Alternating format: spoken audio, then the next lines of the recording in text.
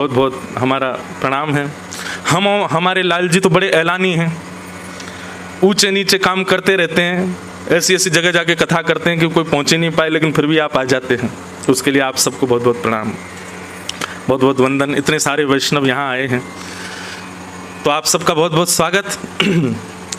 विदेश यात्रा से कल ही ठाकुर जी लौट करके आए हैं और खूब श्रमित होने के बाद भी यहाँ आकर, हम तो रात में आए, आके हमने कही भाई हम सबसे सुबह मिलेंगे, हमको अभी सोने दो। रात में भी नींद नहीं आई, ऐसा लग रहा था हवाई जहाज ही उड़ रहा है अभी भी। कभी 2 बजे आँख खुले, कभी 3 बजे आँख खुले। फिर आँख खुलने के बाद ये मन में विचार आवे कि प्रसंग क्या रखूं मैं।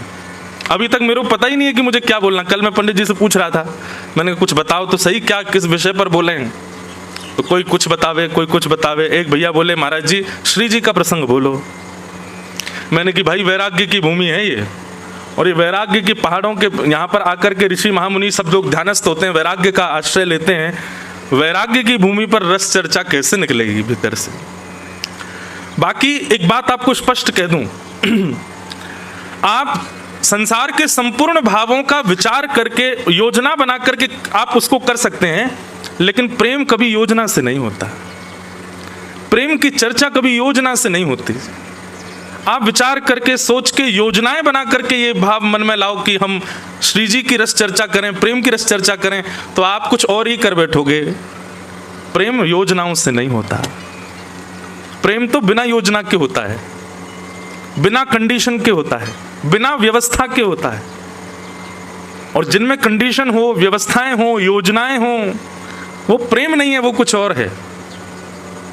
श्री जी हमारी साक्षात प्रेम स्वरूपा हैं। उनके लिए योजना थोड़ी बना सकते हैं हम, व्यवस्था थोड़ी कर सकते हैं कि महाराज ऐसी ऐसी व्यवस्था, ऐसा बढ़िया, ये देखो क्या सुंदर कुटिया बनाई ऊपर, आप लोगों की कितनी अच्छी व्यवस्था है। 2 कूलर लगे, हमारे तो पंखा नहीं लगो महाराज जी। अच्छा, अब तो अकिंचन का पूरा रूप बदल गया। पहले की अकिंचन बढ़िया अकिंचन ही होती थी। पहले कैसी अकिंचन होती थी, ऊपर कुछ नहीं, लाइट नहीं, माइक नहीं, लेकिन अब संख्या इतनी आती है वैष्णवों की कि सभी व्यवस्थाएं करनी पड़ी। लेकिन फिर भी आप लोग भले ही सामान्य बैठे, हम तो अभी भी अकिंचन ही हैं। जो नेका थोड़ी व्यार चलती है यहाँ से, वही में ही थोड़े बहुत पसीना सूख रहे हैं हमारे, तो नहीं तो पीछे से लेके और ऊपर तक सब गीले हैं। अभी भी पीछे से ऐसी लग रही है कि न कोई पंखा कर दे भैया। लेकिन ठीक है, हम अकिंचन ही ठीक हैं। तो कोई विचार करे कि व्यवस्थाओं से वो प्रेम की चर्चा करे, रस चर्चा करे, तो व्यवस्था में सब संभव है, लेकिन प्रेम संभव नहीं। और जो व्यवस्था से किया गया हो उसको यदि आप प्रेम का नाम दे रहे हो तो आप गलत कर रहे हो। श्री जी का भाव, श्री जी का रस, हमसे कोई भी कहता है ना कि हमारे श्री जी का कुछ विषय सुनाओ, मैंने कहा भाई पहले से मत बोलो, मंच पर बैठ करके यदि अपने आप प्रकट हो गया तो श्रवण कर लेना। मैं विचार करके नहीं बैठूंगा कि मुझे श्री जी का भाव कहना है, नहीं। ये तो वैराग्य की भूमि है।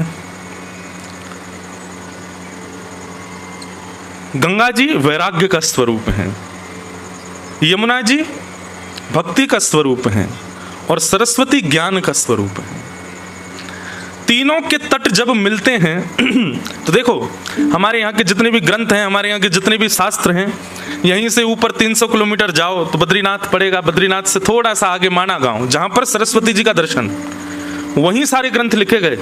श्रीमद् भागवत जी की रचना वहीं हुई, आदि आदि सब पुराणों की रचना वेद व्यास जी ने वहीं की, चारों वेदों की रचना वहीं की। क्यों? क्योंकि सरस्वती ज्ञान का स्वरूप है। उन्हीं के तट पर ही ज्ञान प्रकट हुआ।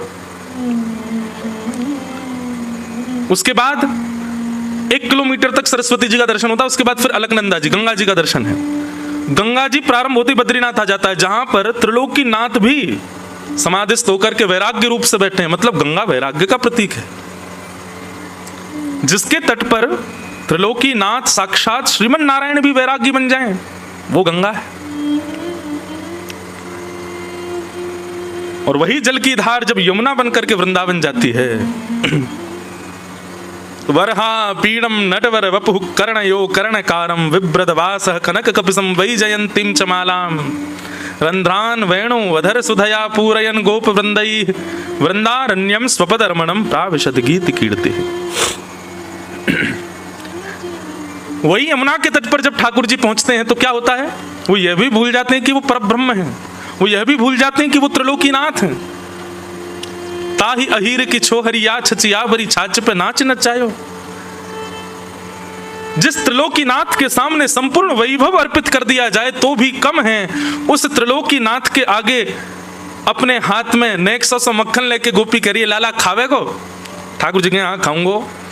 नेक्सस से मक्खन के काजी गोपी लोभ दे करके कह रही है यदि खानो चावे लाला तो नेक ठुमक ठुमक करके नृत्य करके दिखा। सो नेक्सस से मक्खन के लोभ में त्रिलोकीनाथ अपनी प्रभुता भूल करके नृत्य करने लग जाते हैं। वो यमुना का तट है। धन्यम वृंदावनम तेन भक्तिर नृत्यति यत्र च। लेकिन एक बात बताऊं, हम जिस भूमि पर बैठे हैं, जिस स्थान पर बैठे हैं, यहां देखा जाए तो तीनों हैं। उत्तराखंड की भूमि है, इस नाते से सरस्वती जी का जन्म स्थान है, तो सरस्वती जी भी यहां है। पीछे गंगा जी नहीं है, कौन सी नदी है ये पीछे जो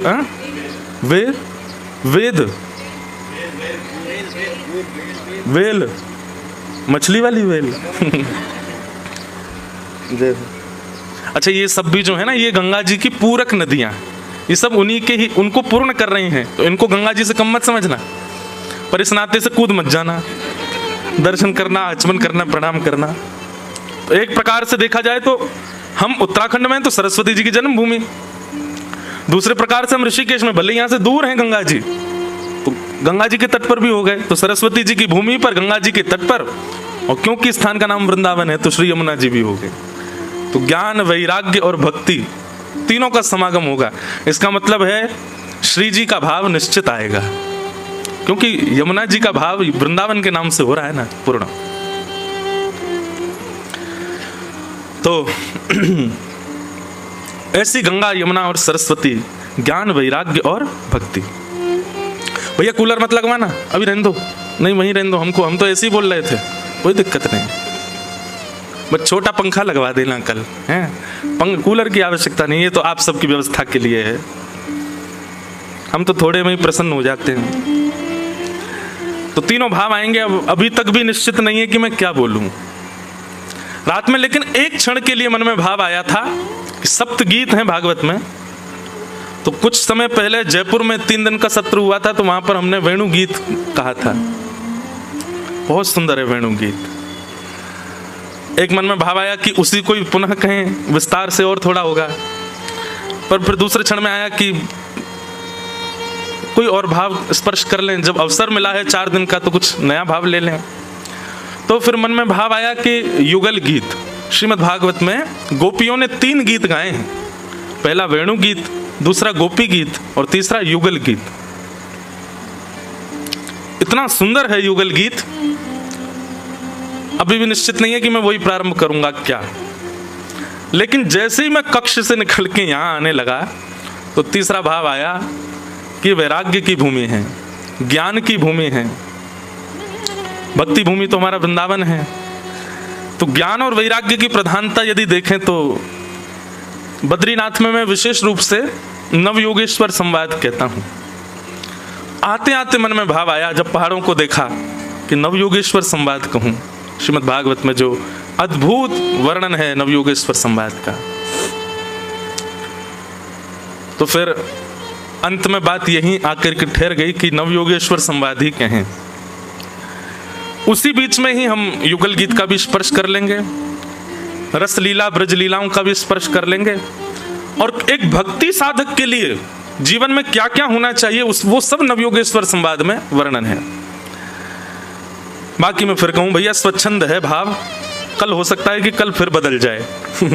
ये भी कोई संभव नहीं कि नवयोगेश्वर संवाद कल मन किया तो युगल गीत भी आ सकता है। इसीलिए इसका नाम अकिंचन कथा है। अकिंचन मतलब कुछ भी निश्चित नहीं है, ना पंडाल निश्चित, ना ही कोई व्यवस्था निश्चित, बस सब ठाकुर जी के विश्वास पर निर्भर है ये पूरी कथा। तो नवयोगेश्वर संवाद से हम लोग प्रारंभ करते हैं। बहुत सुंदर भाव है, थोड़ी उसकी भूमिका समझ लो, और थोड़ा ज्ञानवर्धक है लेकिन भक्तिवर्धक भी है। एक बात सदैव याद रखना, स्वस्थ होने के लिए कड़वी दवाई पीनी पड़ती है। अगर दवाई सेवन, औषधि सेवन कर लिया जाए उसकी कड़वाहट को अविचार करके, तो स्वास्थ्य लाभ होता है। थोड़ा ज्ञान यहाँ पर ज़्यादा होगा, इसलिए उसको आप थोड़े उससे ऐसे वो मत होना कि हमें तो शायद भाव समझ, इतना सरल है, इतना सुंदर है नवयोगेश्वर संवाद। मैं गुरु की कृपा से, श्री गंगा मैया और हिमालय की आज्ञा से इस भाव को आप सबके मध्य में कहने का प्रयास करूंगा। बड़े भाव से आप लोग सुनिएगा। आइए प्रारंभ करते हैं। श्रीमद् भागवत का 11 स्कंद, 11th, भागवत में 12 स्कंद है, 12, और ये भागवत का 11वां स्कंद है। श्रीमद् भागवत में 12 स्कंद भगवान के अलग अलग अंग बताए गए, कोई हाथ हैं, कोई पैर हैं, कोई उदर हैं, कोई हृदय हैं। 11वां स्कंद जो है ये भगवान का ललाट है, मस्तिष्क। एक प्रकार से ऐसा मानो कि आपके हृदय में आए ठाकुर जी का मस्तिष्क पर तिलक कर रहे हो। नवयोगेश्वर संवाद 11वां स्कंद सुन करके, ठाकुर जी का ललाट है। आइए उसमें प्रवेश करते हैं। गोविंद भुज गुप्तायाम द्वारवत्याम कुरुद्वः अवासीत नारदो भिक्षणम कृष्णोपासन लालसा। बहुत सुंदर भाव। श्री सुखदेव जी वर्णन कर रहे हैं, श्री गोविंद की भुजाओं में सुरक्षित द्वारिका में, गोविंद भुज गुप्तायाम द्वारवत्याम कुरुद्वः, ठाकुर जी की भुजाओं में सुरक्षित द्वारिका में अवासीत नारदो भिक्षणम कृष्णोपासन लालसा। लगभग शायद बद्रीनाथ में लास्ट कथा कब हुई थी? 22 में हुई थी। 2022 के बाद आज स्पर्श कर रहे हैं इस विषय का। ठाकुर जी की भुजाओं में सुरक्षित द्वारिका में नारद आदि जैसे संत विचरण करते हैं। बोले किस भाव से विचरण कर रहे हैं? तो अंतिम शब्द जो है बहुत सुंदर है, कृष्णोपासन लालसा, कृष्ण की उपासना की लालसा से।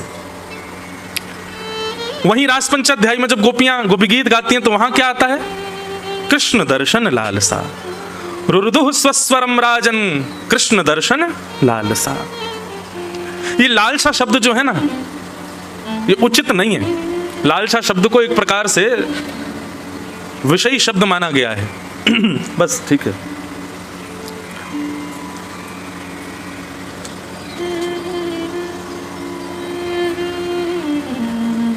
लालसा, कृष्णोपासन लालसा। लेकिन मैं एक बात कथा में कहा करता हूं, जितने भी विकार हैं संसार में और मानव के अंदर, काम, क्रोध, लोभ, मोह, लालसा, ईर्ष्या, द्वेष, अभिनिवेश, अहंता, ममता, जो कुछ भी है, वो सब यदि ठाकुर जी के प्रति पधरा दिए जाएं तो वो सब भी भक्ति बन जाते हैं। किसी व्यक्ति के अंदर यदि क्रोध है और यदि वो क्रोध संसार के किसी व्यक्ति से ना होकर के ठाकुर जी के प्रति यदि हो जाए, जैसे कभी कभी ऐसा क्रोध आता है, ठाकुर जी हम पूतना से तो बढ़िया ही हैं, इतने बुरे तो नहीं है जितनी बुरी पूतना थी। आपको विष दे करके मारने आई थी, भैया हेलीकॉप्टर बंदी करे यार, इतने बुरे तो नहीं है हम।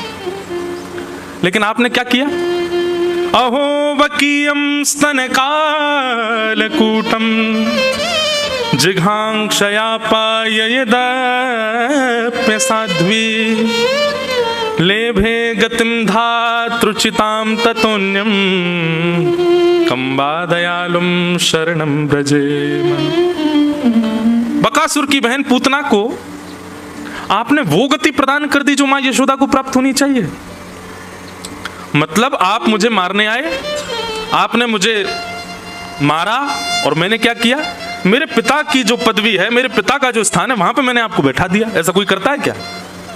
ठाकुर जी ने यही किया। पूतना मारने आई और पूतना को मातृगति प्रदान कर दी। जब आप पूतना पे इतना अनुग्रह कर सकते तो हम पूतना से तो बढ़िया हैं। इतने बुरे तो नहीं है नाथ। ठीक है, भले ही रूखी सूखी रोटी का भोग लगा देते हैं, सब्जी में नमक ज्यादा कर देते हैं, कभी कभी अपने स्वाद के लिए भोजन बना के आपको पधरा देते हैं, पिज्जा बर्गर का भी भोग लग जाता है ठाकुर जी को। एक बात बताएं, हमारे सेवा प्रणाली में जिस पदार्थ का स्वरूप सुंदर नहीं है उसका भी भोग निषेध है ठाकुर जी को। जैसे कटहल का भोग क्यों नहीं लगता ठाकुर जी को? उसका स्वरूप सुंदर नहीं है। कहीं कहीं मंदिरों में बैगन का भोग नहीं लगता, क्यों? क्योंकि बनने के बाद में भरता जो है वो बड़ा ऐसा गिलगिला सा हो जाता है, स्वरूप सुंदर नहीं है। स्वरूप, रूप, आकृति और सुगंधी, ये जिनकी सुंदर ना हो वो ठाकुर जी को भोग में कहीं कहीं निषेध है। कहीं कहीं भोग लगता भी है ठाकुर जी को इन सब भावों का, वस्तुओं का, पर सब जगह अलग अलग भाव है। स्वरूप के अनुसार कई बार भोग ठाकुर जी को नहीं पधराया जाता। कई मंदिरों में टमाटर का भोग भी नहीं लगता, क्यों? टमाटर विदेशी सब्जी है, भारत की सब्जी नहीं है। ऐसा कहते हैं कि विदेशी है। तो कई मंदिरों में ये भाव है जो भारत में ही प्रकट हुए हैं व्यंजन, उन्हीं का ही भोग लगाया जाए, बाहर से आए हुए व्यंजनों का नहीं। और यहाँ तो आदमी महाराज बस पूछो, पास्ता बना देते ठाकुर जी के लिए। अभी हम ऑस्ट्रेलिया में थे तो एकादशी के दिन व्रत वाला पास्ता ठाकुर जी को वहां बनाया। महाराज जी व्रत वाला है। मैंने काय का है? कूटू का है क्या? कूटू का पास्ता। अब ये पता क्या है, तो जो लोग करते हैं उनको कोई ऐसा नहीं कि उनकी मैं निंदा कर रहा हूँ, वो बुरा भी नहीं माने। कलयुग है भाई, इतना कर रहे हो यही बहुत है। भगवान नहीं करे कभी। आजकल वो भी एक नाम चलता है ना, कबाब, बोलने में ही विचित्र लगता है, उसमें भी वेज जोड़ देते हैं लोग आगे। वो समय दूर नहीं, आगामी 10-15 साल बाद वो भी बनेगा एकादशी वाला कबाब।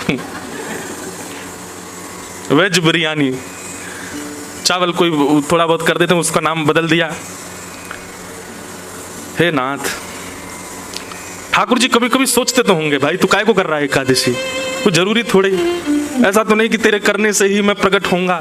मत करे, इससे बढ़िया तो खा, बढ़िया प्रेम से रोटी खा ले। काय को बना रहा है भाई एकादशी वाला सब सामान? व्यक्ति अपने स्वाद के लिए ठाकुर जी का भोग लगा देता है। कई बार उसको प्रिय लगता है इसलिए ठाकुर जी को भोग लग जाता है। और महाराज हम कहाँ गए, जहां हम बैठे हैं महादेव की भूमि, इनके नाम पे तो महाराज क्या क्या करते हैं लोग। बुरा नहीं मानिएगा, और मान जाओ तो कोई बात नहीं, पर महादेव के नाम पर जो लोग ये बात कहते हैं, ऐसा ये कुछ भी नशा की वस्तु कर लेते हैं, फिर कहते हैं महादेव का प्रसाद है। ये तो महादेव का प्रसाद तो विष भी है, और ये तो साक्षात नीलकंठ है, वो भी तो प्रसाद है, ले लो उसको भी प्रसाद के रूप में। क्यों हम लोग देवताओं का नाम आश्रय लेकर के और अपने स्वाद के लिए, अपनी इच्छाओं के लिए, अपने व्यसन के लिए हम देवताओं का नाम लेकर के क्रियाओं को कर देते हैं? मैं तो कहता हूं किसी दिन महादेव प्रकट हो गए ना, त्रिशूल से इतना मारेंगे उन लोगों को ढूंढ ढूंढ के जो जो इस प्रकार की क्रिया करते हैं उनके नाम से। ऐसा नहीं करो। मैं देखता हूं इतनी दूर दूर से लोग चल करके आते हैं, कावड़ यात्रा वाले। आजकल जो चल रही है क्या, भोला मैं बोले, एक व्यक्ति दौड़ेगा जल लेकर के, फिर दूसरा उससे लेके दौड़ेगा आगे। पर ऐसे सब तो बहुत अच्छे, ऐसा नहीं है, पर कई लोग उनमें ऐसा उपद्रव कर देते हैं ठाकुर जी के नाम पर, महादेव के नाम पर, फिर गलत सलत कुछ खाते पीते हैं और दिख जाते हैं जब, बहुत पीड़ा होती है। ऐसा नहीं करो, इससे बढ़िया तो घर बैठे रहो। आपको पता है व्यसन आप स्वच्छंद कर लो, वैसे तो करना ही नहीं चाहिए, लेकिन भाई फिर भी व्यसन कोई स्वच्छंद कर रहा हो उसको पाप तो लगता है, पर जो ठाकुर जी के नाम पे व्यसन करता है उसको तो महापाप लगता है। व्यसन करना ही वैसे ही कर लो, इनका नाम आश्रय क्यों ले रहे हो? ये सब नहीं। तो भगवान के भोग में द्वारिका में तो एक मुझे नई बात पता चली। द्वारिका के हम तो सेवक लोग हैं ना, तो पूछते रहते हैं सेवा कैसे हो रही है, यहाँ पे प्रसाद का रूप क्या है, क्या है, सब जगह का अलग अलग भाव है। तो द्वारिका में तो ऐसा सुनने में आया, वहां की रसोई में हम मैया से मैं पूछ रहे, मैंने मैया ठाकुर जी को भोग में कैसी वस्तु पधराते हैं? उन्होंने इतना सुंदर एक शब्द में उत्तर दिया, बोले जिस व्यंजन को पाने के बाद जब आपको उसकी बब सामने, उसकी डकार आवे, उसमें सुगंधी ना हो, उसमें कोई स्वाद ना हो, ऐसी वस्तु ठाकुर जी को भोग में पधराई जाती है, जिसके पाने के बाद में उसका स्वाद जो है वो केवल हवा मात्र रहे, उसमें कोई सुगंधी या कोई स्वाद ना उत्पन्न होता हो, ऐसे व्यंजन ठाकुर जी को पधराए जाते हैं। नई बात, उनमें तो बहुत सारी चीजों का निषेध हो जाता, मूली का निषेध हो गया, गाजर का निषेध हो गया। तो बड़ी बड़ी प्रणाली हमारे वैष्णवों ने करी हैं, उसके अनुसार, संप्रदाय अनुसार, अपने भावानुसार उनका पालन किया जाता है। कृष्णोपासन लालसा। द्वारिका में नारद आदि संत क्यों विचरण करते हैं? बोले कृष्ण की उपासना की लालसा से। तो हमारे जितने भी अवगुण हैं वो अवगुण ही भक्ति बन जाएंगे यदि उसमें ठाकुर जी का भाव विद्यमान हो जाए। क्रोध है, यदि वो संसार बनाओगे ठाकुर जी से हो जाए नाथ। सुना है तारे हैं तुमने लाखों, हमें जो तारो तो हम भी जाने। सुना है तारे हैं तुमने लाखों, हमें जो तारो तो हम भी जाने। अब ये एक सूक्ष्म क्रोध है ठाकुर जी से, आपने इतने तार दिए नाथ, हमने क्या बिगाड़ा आपका? आप जैसे कहते हैं वैसे रहता हूं, जैसा आपका शास्त्रों में वर्णन है वैसे रहने का प्रयास करता हूं, सच बोलता हूं, झूठ से दूर रहता हूं, सब कुछ व्यवस्थित करके चलता हूं। अच्छा बंधु, एक प्रश्न आता है मन में, बहुत ध्यान से सुनना। हमको भी 1 महीना बाद माइक मिला है ना, आज हम 1 महीना से सबसे ज्यादा याद आई मुझे व्यासपीठ की। इतना स्मरण हो रहा था कब बैठूं कब कुछ सुनाऊं। वहां पे भी सुनाता था, करने तो आराम गया था, 2 दिन में ही आराम हो गया मेरा। तीसरे दिन से यूं लगे अब तो आराम, अब तो नींद ही नहीं आ रही, क्या करें। तो हमने छोटे छोटे मीट एंड ग्रीट रखे। कथा तो अकेले थोड़ी, पूरी टीम यहीं थी, हम अकेले कैसे कथा करें। तो लोग बागों को बोल देते थे हाँ भाई यहाँ रुके, आ जाओ। इतनी भीड़ आती, उनके बीच में बैठ के थोड़ी बहुत देर सत्संग करते। एक दिन एक बालक ने वहां पर एक प्रश्न किया और उससे इतना सुंदर भाव ठाकुर जी ने प्रेरणा देकर के उत्तर दिलाया। अधिकतर लोगों के मन में यह प्रश्न होता है महाराज जी, व्यसन करने वाले, उल्टे सीधे काम करने वाले लोग कभी कभी ज्यादा सुखी दिखाई देते हैं। भक्ति पथ पर चलने वाले, यम नियम आसन प्रत्याहार ध्यान धारणा समाधि का पालन करने वाले, जप करने वाले, बिना प्याज लहसुन का प्रसाद पाने वाले, रात्रि जल्दी सो जाने वाले, सत्य का आचरण करने वाले लोग कभी कभी दुखी दिखते हैं। भगवत आराधन करने वाले लोगों के जीवन में कभी कभी संकट ज्यादा दिखाई देते हैं, कष्ट ज्यादा दिखाई देते हैं, और व्यसनी पामर जीव कभी कभी बड़े प्रसन्न दिखते हैं। ऐसा क्यों? इसका भगवत कृपा से एक उत्तर मन में आया, बहुत ध्यान से सुनना। सीधी बात है, जिसके घर में रहते हो, जिसके देश में रहते हो, जिसके नगर में रहते हो, यदि उसके बनाए नियमों का पालन नहीं करोगे तो दुखी रहोगे। हम लोग कलयुग में रहते हैं और पालन करते हैं सतयुग का। रहते कहां पर हैं? कलयुग में। और पालन क्या कर रहे हैं? सतयुग का। सुबह जल्दी उठेंगे, बताओ 5 बजे से कथा, आज सॉरी 5:30 बज गए हैं, कल 5 बजे बैठ जाऊंगा मैं, कल आप और जल्दी 4:45 तक आ जाना। आज भी आ ही गए होंगे, हम ही हैं ऐसे, क्या करें। तो आप रहते कलयुग में हो और पालन करते हो सतयुग का। कलयुग को ये बात अच्छी लगेगी? नहीं लग सकती। तो कलयुग क्या करता? अब वो आप पर कुछ प्रहार तो कर नहीं सकता, तो वो क्या करता है? कलयुग का पालन करने वाले लोगों को सुंदर बना करके, सुखी बना करके आपको दिखाता है। कलयुग देख, मांस खाने वाला, मदिरा पीने वाला, उल्टे सीधे काम करने, देख कितना सुखी घूम रहा है, और तू देख राम राम जपता है फिर भी कितना दुखी है। आपके मन में संशय प्रकट होता है, और ये संशय कौन प्रकट करवाता है? कलयुग ही करवाता है, क्योंकि वो आपको छेड़ नहीं सकता, आपसे कुछ कह नहीं सकता, इसलिए वो उन लोगों को सुखी दिखाता है। वो है नहीं सुखी, महादुखी है वो लोग, पर आपको ऐसा दिखवाता है कि देखो मेरे नियमों का पालन करने वाले कितने सुखी, और तुम सबरे सतयुग त्रेता द्वापर का पालन करते हो कितने दुखी हो। और इसी प्रभाव में आकर के कई लोग नाम जप छोड़ देते हैं, कई लोग भक्ति पथ छोड़ देते हैं, कई लोग कथा साधन छोड़ देते हैं। क्यों? वो ज्यादा सुखी हैं। हम भी करके देख लें तो क्या बुराई।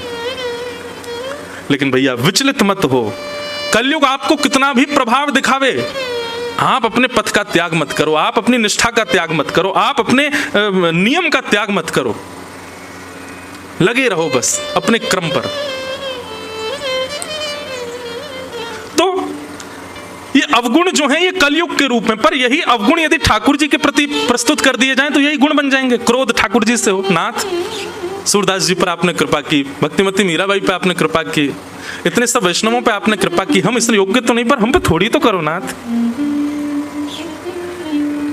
क्रोध, लोभ, लोभ कैसा हो ठाकुर जी के प्रति?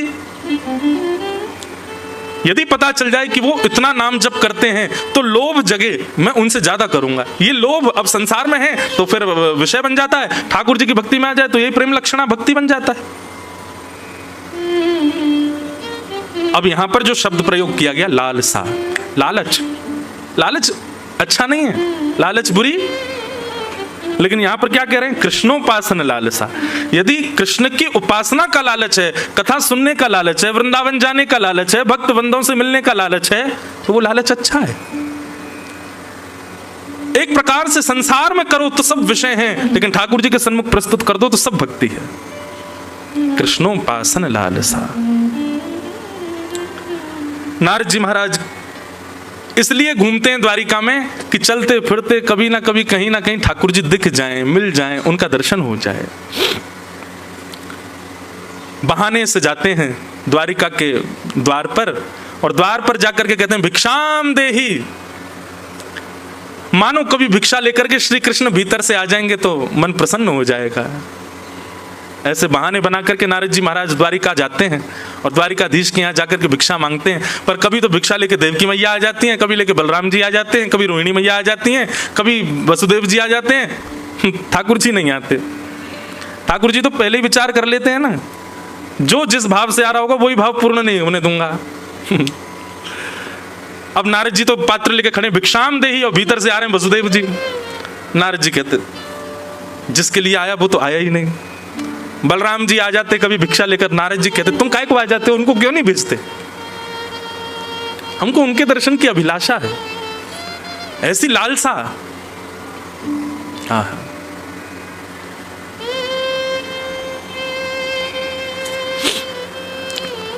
श्री नारद जी आज जब गए भिक्षा लेने के लिए तो वसुदेव जी आए, भगवान श्री कृष्ण के पूज्य पिताजी, और भिक्षा लेकर के जैसे ही आए, भिक्षा देकर के उन्होंने नारद जी के चरण पकड़ लिए। बोले हे नारद जी, मेरे मन में कुछ संशय हैं, कुछ प्रश्न हैं, कुछ भाव हैं, आप मेरे पास बैठो, मुझे आपसे पूछना है। और यहीं से नवयोगेश्वर संवाद प्रारंभ होता है। नारद जी बोले क्या संशय है आपका, बताओ। तो भगवान श्री कृष्ण के पूज्य पिताजी श्री वसुदेव जी कहते हैं नारद जी, पूरा विश्व जिनको प्राप्त करना चाहता है, पूरा विश्व जिनको भजता है, ऐसे परमात्मा श्री कृष्ण मेरे पुत्र हैं।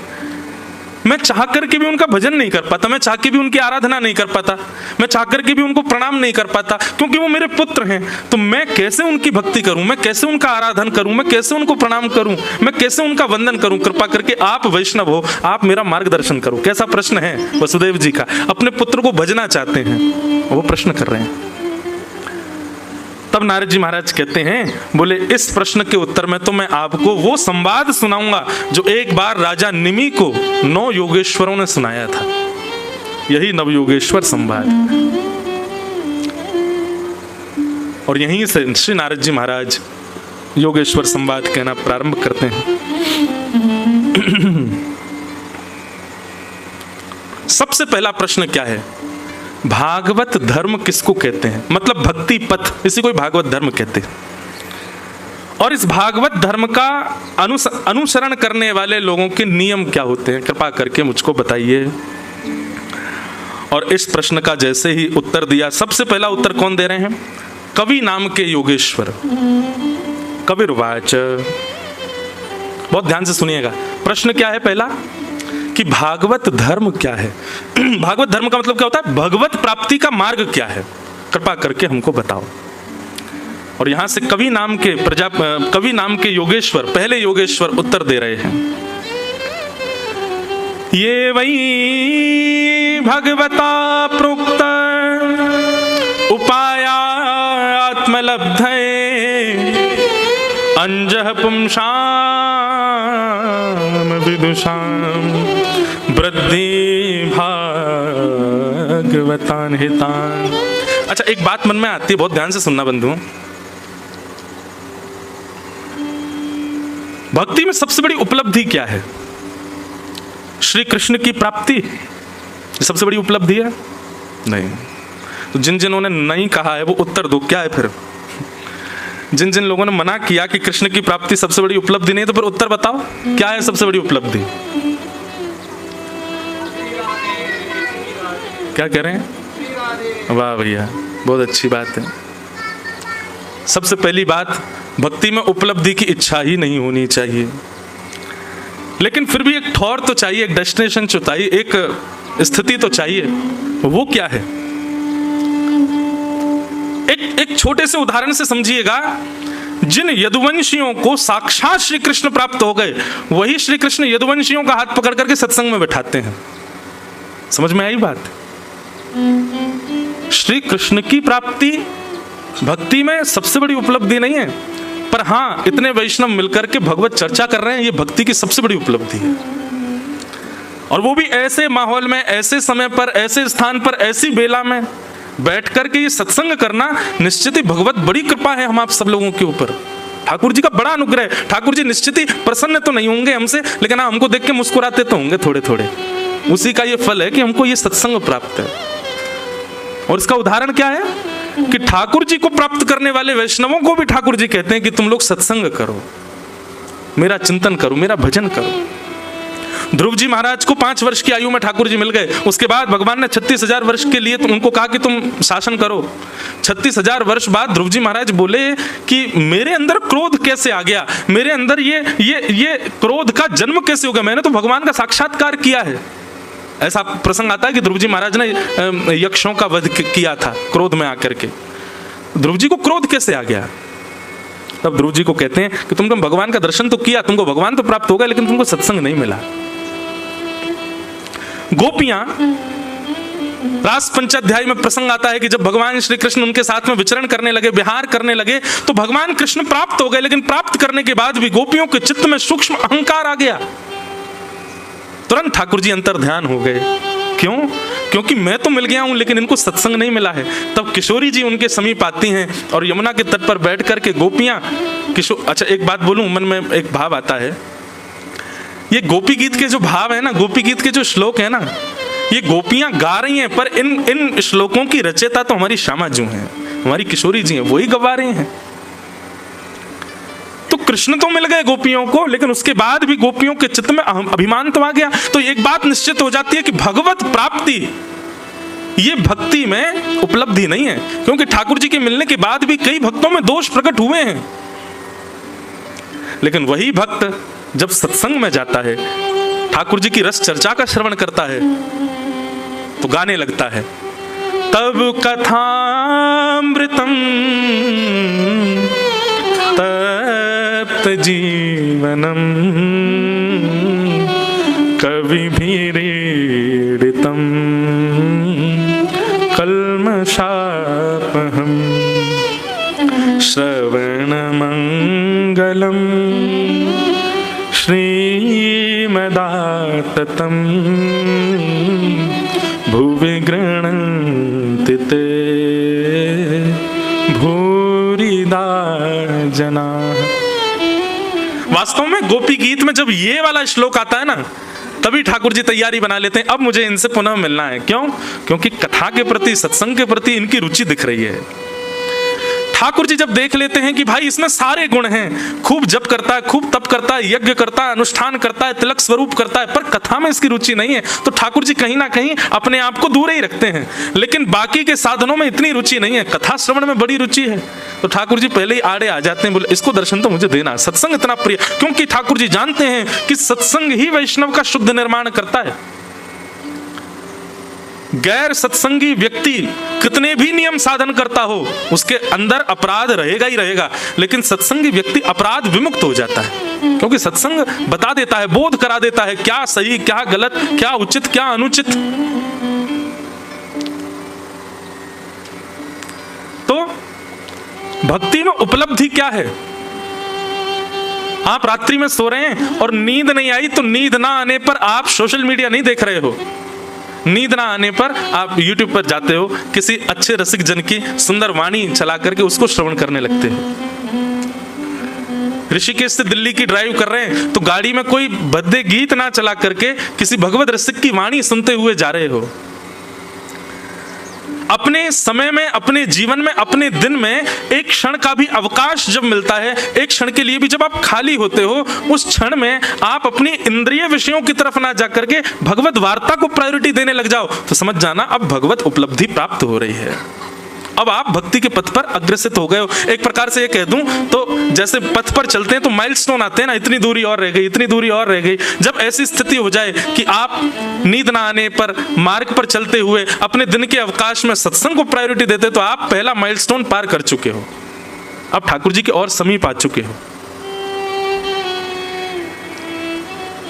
वही बात यहां पर कह रहे हैं, भगवतः प्रोक्तः उपाय आत्मलब्धये अंजः पुंसाम विदुषाम वृद्धिम भागवतान हितान। निमि राजा ने प्रश्न किया कि भागवत धर्म क्या है, और कवि नाम के योगेश्वर कहते हैं कि ठाकुर जी के द्वारा बताई गई जो वाणियां हैं, ठाकुर जी के द्वारा कहे गए जो प्रसंग हैं, उन प्रसंगों पर अमल करके उनका जीवन में पालन करना और नेत्र बंद करके ठाकुर जी ने जो कह दिया उसको करने लग जाना, यही भागवत धर्म है। उस पर किंतु परंतु प्रश्न चिन्ह नहीं है। ठाकुर जी यदि अपने प्रवचन में कह रहे हैं गीता में, कर्मण्येवाधिकारस्ते मा फलेषु कदाचन, हे अर्जुन तुम्हारा अधिकार केवल कर्म पर है, फल की चिंता मत करो, फल देने का अधिकार मेरा है, तो इसका पालन होना चाहिए कि फल की चिंता मत करो, ठाकुर जी देखेंगे, हम बस कर्म करें। भगवान यदि अपने प्रवचन में कह रहे हैं कि ये अपराध है, ये पाप है, ये दोष है, तो निरंतर उनका ध्यान करके वो ना करना, और जो ठाकुर जी की आज्ञा है उस पर नेत्र बंद करके चलने लग जाना, यही भागवत धर्म है। बंधुओं, भक्ति में सबसे ज्यादा आवश्यक यदि कुछ है तो वो है विश्वास, अटूट विश्वास। हमारे सूरदास जी गाते हैं बहुत सुंदर भाव, भरोसो दृढ़ इन चरणन केरो, भरोसो दृढ़ इन चरणन केरो, भरोसो दृढ़ इन चरणन केरो, भरोसो दृढ़ इन चरणन। भैया 4 दिन के लिए आप सब लोग ही हमारे कोरस वाले हो, दक्षिणा के रूप में 11-11 रुपए सबको दूंगा मैं, गाओ मेरे साथ, आप सब हमारे साथ कोरस करो, पीछे पीछे गाओ सुन करके। सूरदास जी की वाणी है, भरोसो दृढ़ इन चरणन केरो, भरोसो दृढ़ इन चरणन के, भरोसो दृढ़ इन चरणन केरो, भरोसो दृढ़ इन चरणन के। श्री वल्लभ नख चंद्र छटा बिन, श्री वल्लभ नख चंद्र छटा बिन, श्री वल्लभ नख चंद्र छटा बिन, श्री वल्लभ नख चंद्र छटा बिन, सब जग माही अंधेरो,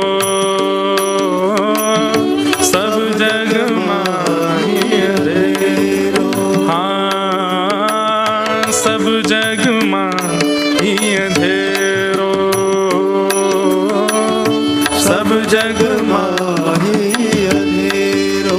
ठाकुर जी के प्रति भरोसा, अपने गुरुदेव के प्रति भरोसा यदि आपका नहीं है तो आप कितने भी नियम साधन कर लो, आपका कल्याण नहीं हो पाएगा। लेकिन आप नियम साधन में चूक करते हो, लेकिन ठाकुर जी की वाणी और गुरुदेव की वाणी पर पूर्ण भरोसा करते, अमल कर देते हो, उसको अपने जीवन में उतार लेते हो, आपको कोई नहीं रोक सकता, कहीं आप गिर नहीं सकते, आपका निश्चित कल्याण होगा, क्योंकि आपके भीतर भरोसा है। भरोसो दृढ़ इन चरणन केरो, भरोसो दृढ़ इन चरणन के, भरोसो दृढ़ इन चरणन केरो, भरोसो दृढ़ इन चरणन के। श्री राधा रमण लाल की।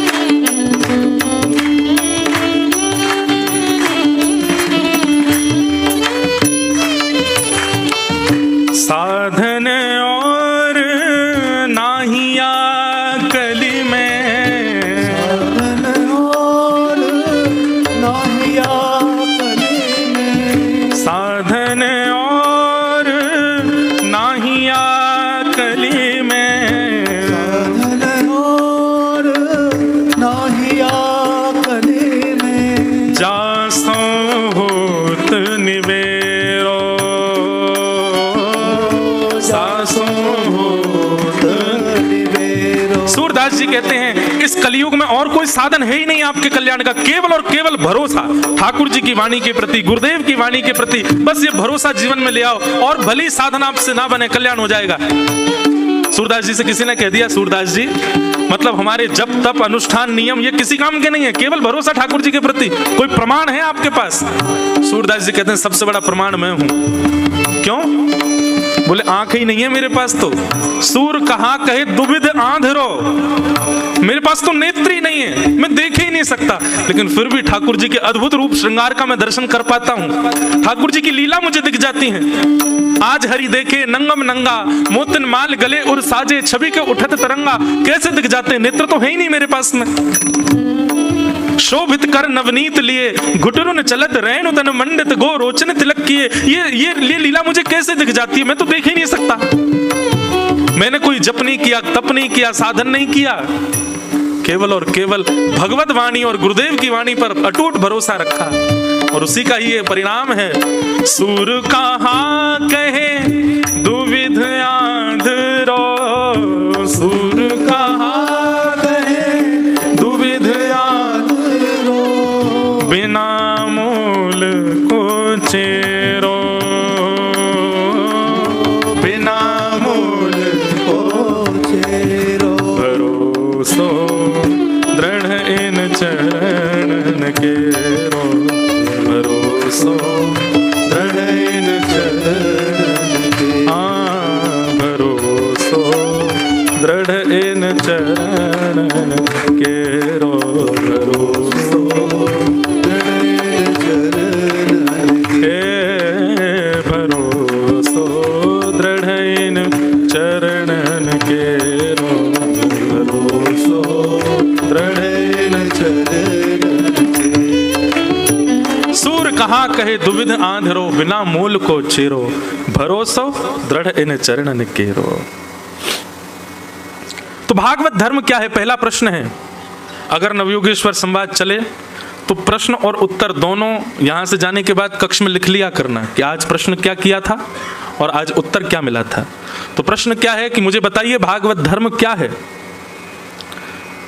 तो प्रश्न का उत्तर दे रहे हैं कि भगवान ने जो कुछ भी कहा है उनकी प्राप्ति के लिए, मतलब मैं जिस भाव से प्राप्त हो जाऊं, ऐसी सारी बातें जो भगवान कह रहे हैं उन बातों पर आप अटूट विश्वास की तरह चलने लग जाओ, वही भागवत धर्म है।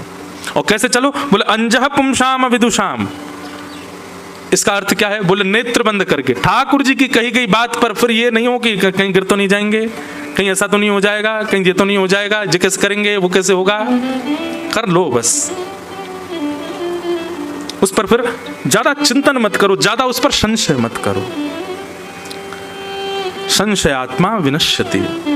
भगवत वाणी पर जब संशय होता है ना तो वहीं हम लोगों का पतन हो जाता है, वहीं हम लोग गिर जाते हैं, संशय में। तो क्या करें? जब तक पूर्ण विश्वास नहीं हो जाए भगवत वाणी पर तब तक उसका पालन मत करो, तब तक फिर नाम जप और ये सब आदि साधन करते रहो। जब लगे कि हाँ बस अब जो ठाकुर जी की वाणी है अब इस पर हमको कोई संशय नहीं है, तब चलो। कहीं चलने के बाद संशय हुआ ना तो फिर गिर जाओगे। लेकिन एक और बात यहां पर भगवान कहते हैं कि धावन निमिल्य वा नेत्रे नस्खले न पते दिह। बोले जो व्यक्ति मेरे बताए मार्ग पर चलने लग जाता है वो कभी गिरता नहीं, और गलती से कभी अविश्वास के कारण गिर भी जाएगा तो चिंता ना करे, मैं ही उसको उठाऊंगा, क्योंकि मेरी जिम्मेवारी बन जाती है। जब कोई मेरे मार्ग पर चलता है तो मेरी लायबिलिटी हो जाती है कि उसको फिर कोई दिक्कत ना हो। लेकिन फिर भी यहाँ रसिक जन आज्ञा कर रहे हैं, भगवत वाणी आज्ञा करती है कि आप उस पर विश्वास करके ही चलो जो भगवत वाणी है। भगवत वाणी क्या है? पूरी भागवत भगवत वाणी है, रामायण भगवत वाणी है, भगवत गीता भगवत वाणी है। व्यास मंच पर बैठ करके व्यास जन बुद्धि विवेक के साथ, आजकल व्यास मंच से भी कुछ भी कह दिया जाता है, इसलिए मिलावट केवल मिठाइयों में नहीं है, सब्जियों में ही नहीं है, व्यासपीठ पे भी हो गई है, हैं? हाँ, अरे वाह, यहाँ पर भी एडवर्टाइजमेंट, इनका मावे का व्यापार है, क्यों करे मावे में भी नहीं है। वाह, अरे नहीं भैया खूब मिठाई खाओ हैं, 2 लोगों का कल्याण होता है मिठाई खाने से, हलवाई का और डॉक्टर का। हलवाई का होता है कि उसकी मिठाई बिकती है, डॉक्टर का होता है तुम पेशेंट बन के आओगे शुगर हो जाएगी। खूब खाओ। तो हम क्या कह रहे थे? मिलावट सब जगह हो गई है। तो आजकल तो ये भी बुद्धि विवेक रखना पड़ेगा आपको कि किसकी बात माने। जब संत का रूप रावण धारण कर सकता है, तो आजकल कहीं कहीं जो है व्यास मंच का भी स्वरूप थोड़ा थोड़ा बिगड़ गया है, कुछ भी बोल देते हैं लोग।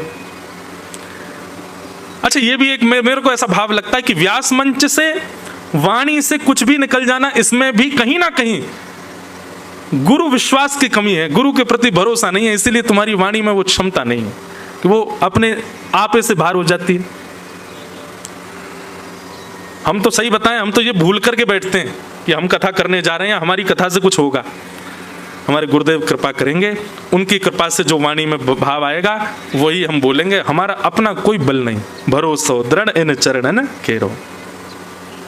तो आजकल तो ये भी सोच परख करके देखना है कि किसकी वाणी माननी है। उसके लिए तो जप तप नियम साधन बहुत जरूरी है, क्योंकि इन्हीं से ही बुद्धि विवेक जागृत होगा कि किसकी वाणी उचित है। वैसे तो हम पहले कथा में कहते थे कि भाई भगवत लोगों में, वैष्णवों में भेद मत देखो, सब में भेद, प्रणाम में मत देखो, सबको प्रणाम करो, पर पालन किसकी वाणी का करना है, इस पर विवेक रखना अब अनिवार्य हो गया है, अब अनिवार्य है। तो हम क्या निवेदन कर रहे थे? भगवान कहते हैं मेरे द्वारा कही गई जो वाणी है उसका जो अटूट विश्वास के साथ पालन करने लग जाए वही भागवत धर्म है। अच्छा, आप भागवत धर्म का पालन करने लग गए तो आपके अंदर सिम्टम्स क्या आएंगे? पता कैसे चले कि आप जो भागवत कथा सुनते हैं या भगवत वाणी सुनते हैं, सत्संग सुनते हैं, वो आपके जीवन में इंप्लीमेंट हुआ है, उसके फिर सिम्टम्स क्या होंगे? तब यहाँ पर कवि नाम के जो योगेश्वर हैं वही बता रहे हैं क्या कि कायेन वाचा मनसेन्द्रियैर्वा बुद्ध्यात्मना भानुषित स्वभावात्। प्रसिद्ध श्लोक है, करोमि यत् सकलम परस्मै नारायणायेति समर्पयेत्। फिर क्या होगा? आप जब भगवत वाणी का पालन करने लग जाएंगे, अटूट विश्वास के साथ भागवत धर्म भक्ति पथ पर चलने लग जाएंगे, तो आप अपनी सत्ता भूल जाओगे। अभी क्या होता है?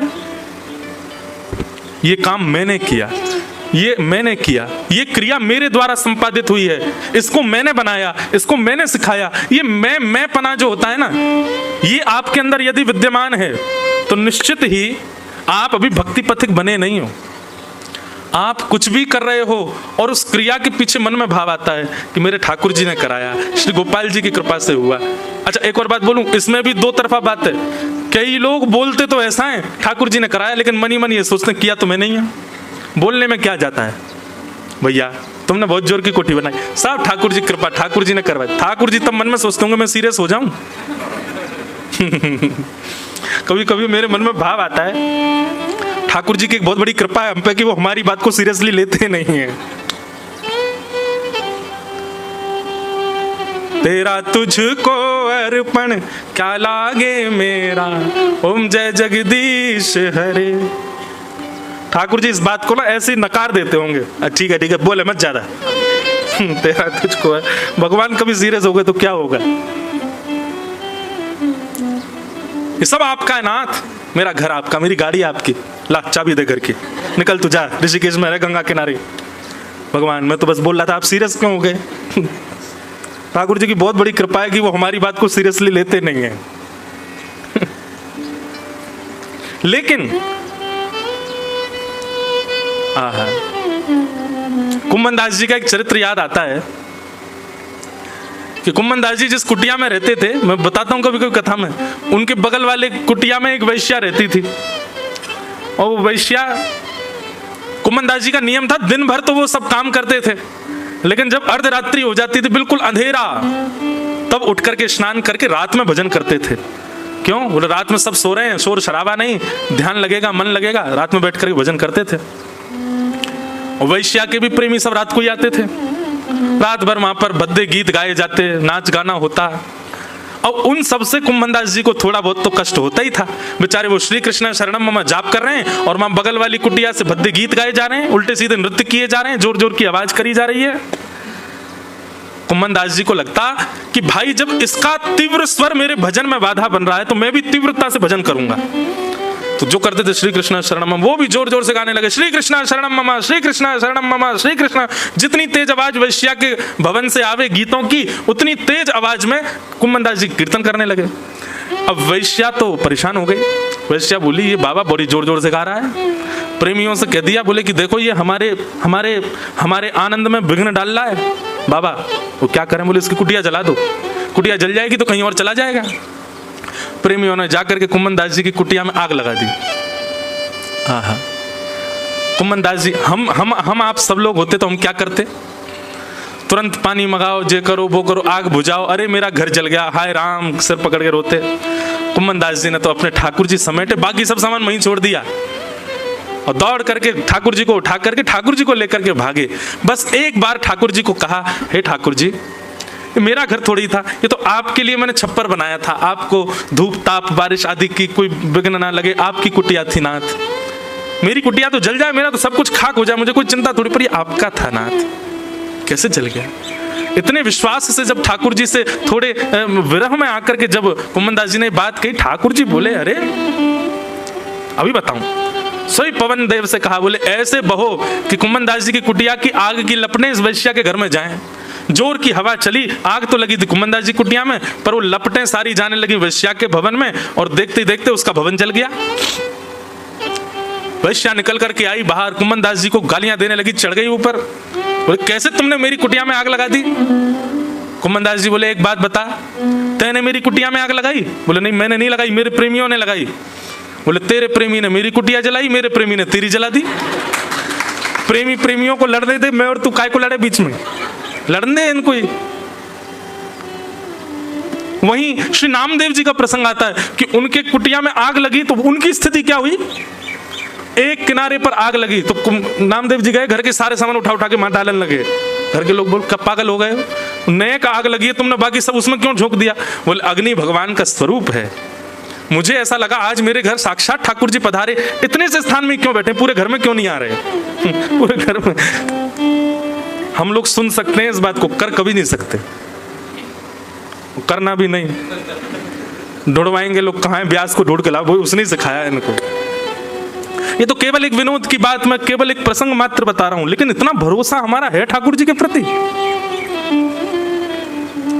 कभी हम इस बात को कह दे कोई कि आपने बहुत बड़ी उपलब्धि प्राप्त करी, अरे सब ठाकुर जी की कृपा।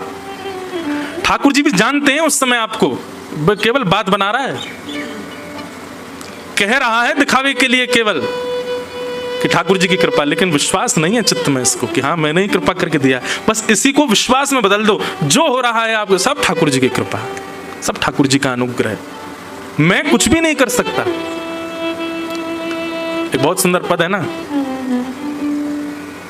मैं नहीं, एक सेकंड, एक स्वर दो, मैं नहीं, मेरा नहीं यह तन, किसी का है दिया, जो भी अपने पास है यह धन, किसी का है दिया,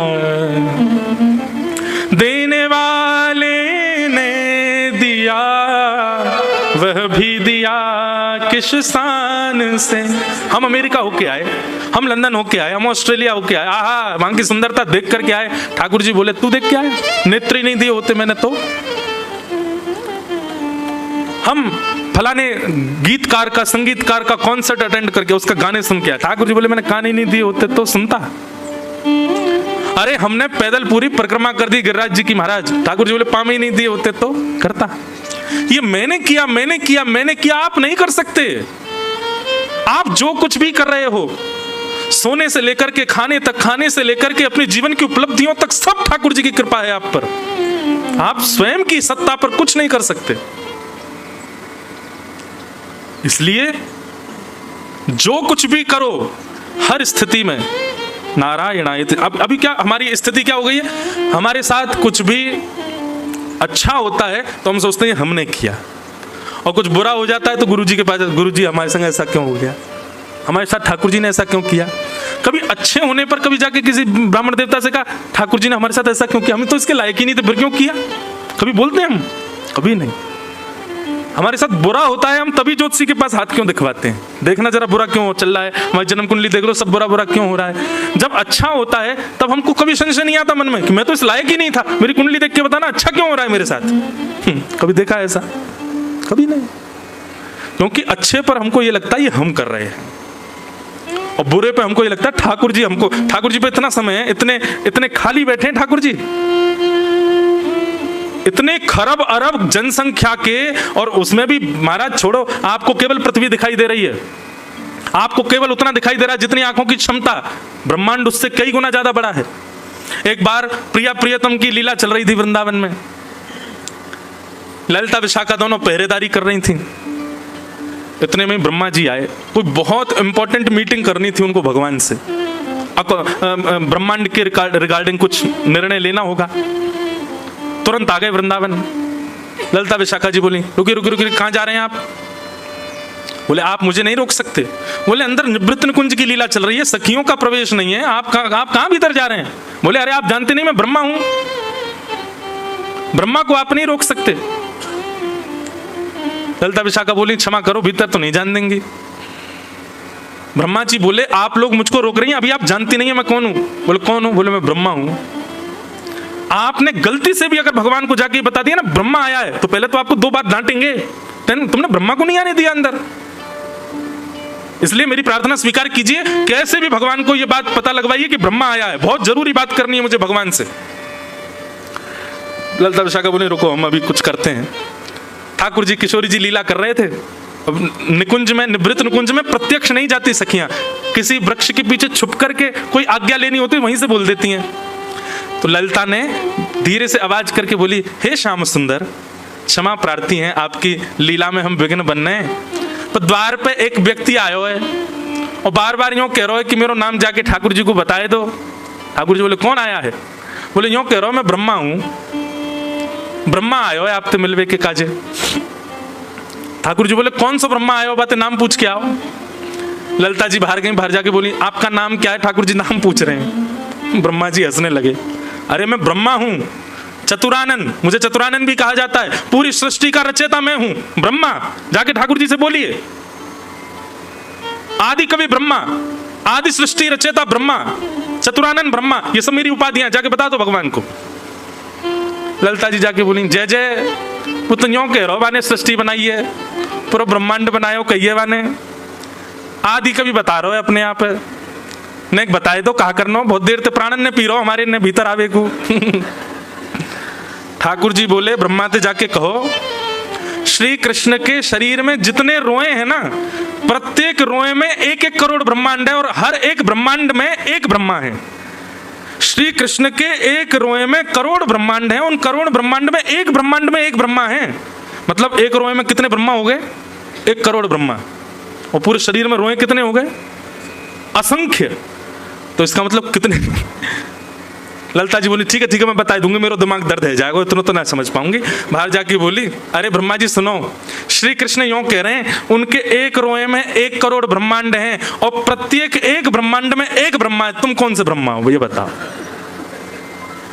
ब्रह्मा जी मूर्छित होकर गिर पड़े वहीं पे, बोले ये तो मुझे आज पता चला, ये सब मेरे अलावा भी ब्रह्मा है क्या? तो भैया आपको ये लगता है कि ये ऋषिकेश, दिल्ली हो गया, बंबई हो गया, हैं लंदन हो गया, अमेरिका हो गया, ये पृथ्वी हो गई, यही है बस। ठाकुर जी को कभी कभी याद आता होगा कि ये भी है, इतना बड़ा ब्रह्मांड है ठाकुर जी का। और उस ब्रह्मांड में, इतने विकसित ब्रह्मांड में ठाकुर जी को आपको कष्ट देने के लिए समय निकाल लें। मेरे जीवन में इतना कष्ट क्यों दिया भगवान? भगवान इतने खाली बैठे हैं क्या? उनको ये पता है क्या कि मेरे को क्या देना है जीवन में? इसलिए कष्ट आने पर कोसना बंद करो भगवान को। जो ठाकुर जी से आके कहते हैं आपने ऐसा क्यों कर दिया मेरे साथ, नाथ मेरा जीवन ऐसा क्यों कर रहे हो? भगवान ने इतनी सुंदर व्यवस्था बनाई है, इतना बढ़िया तो कोई इंजीनियर भी नहीं बना सकता किसी फैक्ट्री को, जैसा ठाकुर जी ने इस ब्रह्मांड को बनाया है। व्यक्ति अपने कर्म से भोगेगा अपने आप, जो भी भोगेगा। भगवान ने कुछ अपने हाथ में नहीं रखा कि इसको ये देना है, इसको ये देना है। कर्म सुधर जाएंगे तो बुरे कर्मों का फल कम हो जाएगा, कर्म बिगड़ेंगे तो सुधरे हुए कर्मों का फल कम हो जाएगा। अपने आप सब कुछ सिस्टमैटिक ढंग से अपने आप विविध रूप से चलता है। ठाकुर जी पर समय नहीं इतना, वो हमें कष्ट देने बैठे। सब कर्म फल भोग रहे हैं। आप केवल अपने भजन के भाव से, अपने हृदय की शुद्धता से, अपने कर्मों की शुद्धता से अपने दूषित कर्मों को शुद्ध कर सकते हो। ठाकुर जी के हाथ में दुख सुख देना नहीं है तो सब उन्हीं के हाथ में, लेकिन वो इतना समय नहीं है उनके पास कि वो विचार करें आपके लिए। उसके लिए क्या करो? तो वही भागवत धर्म बता रहे हैं, आप जो कुछ भी अच्छा करते हो सब में ये बात मानो कि सब ठाकुर जी की कृपा से हुआ, और जो कुछ भी गलत हो रहा है या जो भी संकट कष्ट जीवन में आ रहे हैं उसमें स्वयं को कोसो। निश्चित ही मेरा प्रारब्ध होगा, निश्चित ही मेरे कर्म ऐसे होंगे, इसीलिए मैं इस भोग को भोग रहा हूं, इस कष्ट को भोग रहा हूं। उल्टा करो। सुख सब भगवत कृपा से आता है, अच्छा सब भगवत कृपा से होता है, और जो कुछ भी हमारे यहां विलग हो रहा है मेरे जीवन में, ये सब मेरे कर्म हैं, मेरे प्रारब्ध हैं। कर्म प्रधान विश्व रचि राखा, जो जस करहि सो तस फल चाखा। इसलिए भक्ति पथिक का नियम क्या होना चाहिए? कायेन वाचा मनसेन्द्रियैर्वा बुद्ध्यात्मना भा अनुचित स्वभावा करोमि यत् यत् सकलम परस्मै नारायणायेति समर्पयामि। अपनी काया से, अपने मन से, अपनी बुद्धि से, अपने वचन से, अपनी वाणी से, अपने विचार से जो कुछ भी करे सब ठाकुर जी को अर्पित। मेरी कोई सत्ता नहीं है, मेरी कोई स्थिति नहीं, सब ठाकुर जी आपके अनुग्रह से हो रहा है। तो ये प्रथम प्रश्न था राजा निमि का, और कवि नाम के प्रजापति ने उसका ये उत्तर दिया। अब दूसरा प्रश्न यहां पर करते हैं। ये दूसरा प्रश्न, इसका उत्तर सुनो, फिर आज की कथा को विराम देंगे। कि अथ भागवतम ब्रूत यद्धर्मो यादृशो नृणाम यथा चरति यद्ब्रूते यर्लिंगैर भगवत प्रिय। आहा, कितना अच्छा प्रश्न है। प्रश्न क्या है कि भगवत प्रिय जो होते हैं, ठाकुर जी के प्रिय जो होते हैं, वो लोग कैसे चलते हैं, वो लोग कैसे बोलते हैं, उनका स्वरूप कैसा होता है, उनका स्वभाव कैसा होता है, उनकी विचारधारा कैसी होती है, उनके नियम कैसे होते हैं, कृपा करके मुझे भगवत प्रियों के लक्षण बताओ। यहां पर ठाकुर जी के लक्षण नहीं पूछे, ठाकुर जी को जो प्रिय हैं। मैं एक बात कथा में कहा करता हूं, हमारा उद्धार, हमारे जीवन का कल्याण क्या है? हमको ठाकुर जी प्रिय लगे नहीं, ठाकुर जी के हम प्रिय हो जाएं। श्याम सुंदर सदा हमको प्यारे रहें, हम उन्हीं के रहें, वो हमारे रहें। श्याम सुंदर सदा हमको प्यारे रहें, हम उन्हीं के रहें, वो हमारे रहें। श्याम सुंदर सदा हमको प्यारे रहें, हम उन्हीं के रहें, वो हमारे रहें। श्याम सुंदर सदा हमको प्यारे रहें, हम उन्हीं के रहें, वो हमारे रहें। जिस डगर से मुरलिया की धुन आएगी, जिस डगर से मुरलिया की धुन आएगी, जिस डगर से मुरलिया की धुन आएगी, जिस डगर से मुरलिया की धुन आएगी, उस डगर पे उमरिया कट जाएगी, उस डगर से उमरिया कट जाएगी, उस डगर पे उमरिया कट जाएगी, उस डगर से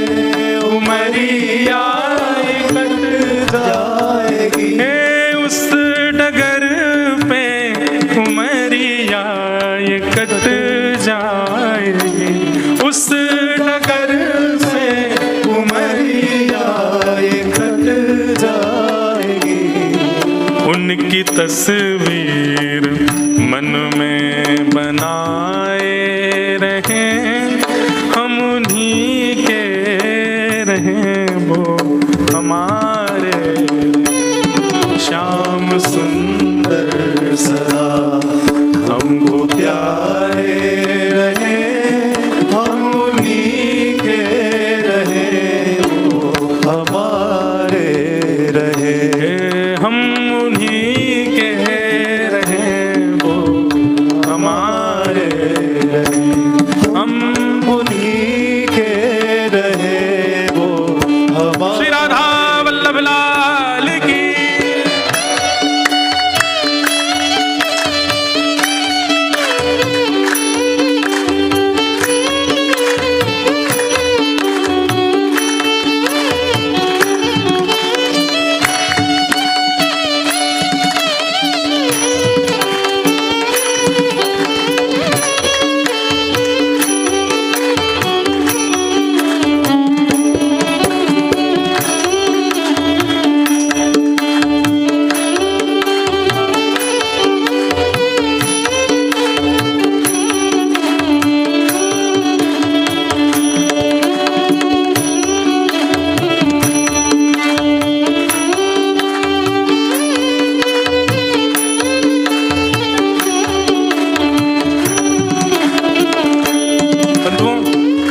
जीवन का सबसे बड़ा सुख पता है क्या है? आप जिसको बहुत मानते हो, जिससे बहुत प्रेम करते हो, जिसके प्रति आप पूर्ण रूपेण न्योछावर हो, वो कभी भरे समाज में ऐसा कह दे आपके लिए कि ये तो मेरा है। ऐसा लगता है कि बस अब इसके बाद तो जीवन हमारा भले यहीं खत्म हो जाए, अब और कुछ नहीं चाहिए। कभी कभी मन में भाव आता है, इतनी कथाएं करने का, इतना परिश्रम, इतना हम कोई परिश्रम कुछ कर नहीं रहे हैं, लेकिन एक फिर भी बात कह रहे हैं, इतनी कथाएं करने का, इतने नाम जप करने का, इतने भजन कीर्तन करने का, इतने यज्ञ अनुष्ठान करने का हमको फल क्या चाहिए? एक बार, बस एक बार ठाकुर जी भले ही प्रत्यक्ष, और प्रत्यक्ष के लिए मैं इतना योग्य नहीं हूं तो प्रत्यक्ष भले ही ना है, स्वप्न में ही आकर के मुझे एक बार कह दें तू मेरा है, बस और कुछ नहीं चाहिए ना। आप भले ही जीवन भर हमको मिलो मत, हमको दिखो मत, हमें कभी आप प्रत्यक्ष दर्शन मत दो, और स्वप्न में भी आप दिखना नहीं, आप केवल स्वर निकाल करके ऐसा कह देना कि तू मेरा है। बस ये 2 शब्द सुनने हैं नाथ आपसे, और कुछ नहीं चाहिए। मेरा भजन केवल इसी के लिए है।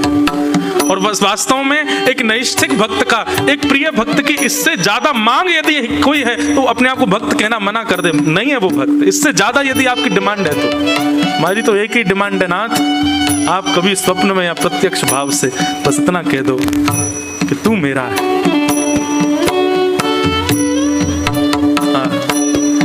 मोह माया की नदिया बही जा रही, मोह माया की नदिया बही जा रही, मोह माया की नदिया बही जा रही, मोह माया की नदिया बही जा रही, मन की ममता को खींचे चली जा रही, मन की ममता को खींचे चली जा रही। माया किसको कहते हैं पता है? जो कोई भी संसारी वस्तु आपको अपनी ओर आकर्षित कर ले वही माया है।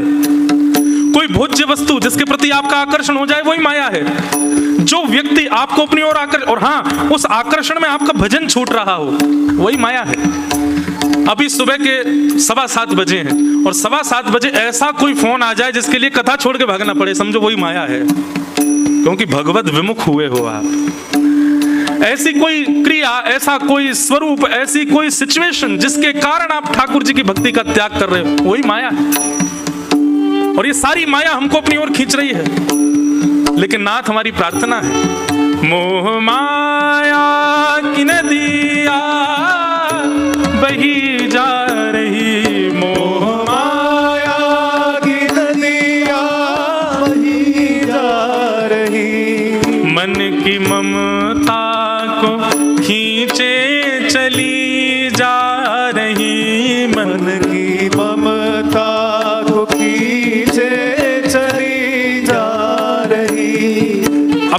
बात कहें हम, माया ने कैसा पकड़ा हम लोगों को। हम अभी इस व्यास मंच से उद्घोषणा, आप में से किसी एक को उठा करके यदि एक नियम कह दें कि हाँ भाई, तुम चाहे कॉर्पोरेट में जॉब करते हो, चाहे दिल्ली बंबई कहीं रहते हो, आज से हमारी आज्ञा है, आज अभी इसी वक्त से आप पैंट नहीं पहनोगे। अभी हम किसी को आज्ञा कर दें, डर के मारे कल से आएगा ही नहीं बेचारा कोई, यार ये व्यास जी बड़े खतरनाक है, डेंजर आदमी है, बीच कथा में कहीं बोल दिया तो।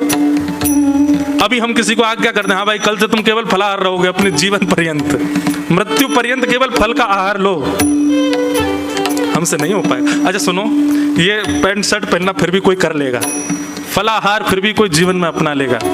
हम किसी एक को, आप में से किसी एक को, खुद को भी ले रहा हूं, किसी एक को अगर हम ये आज्ञा कर दें, जा भाई अपना फोन विसर्जित करिए वहां पर, कर पाओगे? प्राण ले लो नाथ, इसको मत दूर करो मुझसे। केवल गा रहे हम, केवल सुन रहे हैं, इस बात को स्वीकार करो, हम कर नहीं सकते कुछ भी।